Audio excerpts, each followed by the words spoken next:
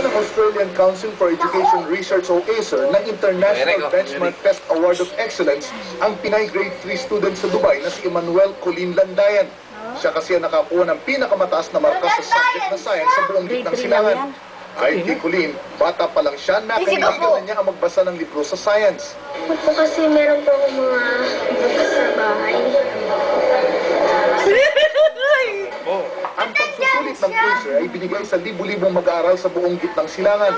International benchmark test ito. Lahat ng nationalities.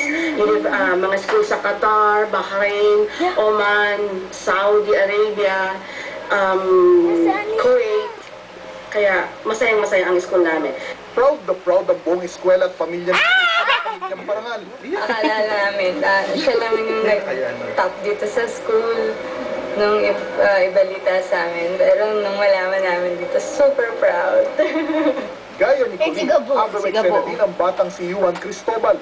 Sa edad kasi na 7 taong gulang, siya na ang pinakabatang pambato ng Pinoy expat community sa 8 Open Chess Tournament sa Sharjah sa UAE. Kasi pulukan po yung chest Dati, kaya mo yan. Nakasama ni Juan sa torneo ang Pinoy International Master na si Tony Molina at mga kinatawa Mami, mula sa first time lang iba't ibang ni bansa. Ate Colleen na nandyan sa Lindong TV. para patrol ng Pilipino sa gitnang Ay, silangan.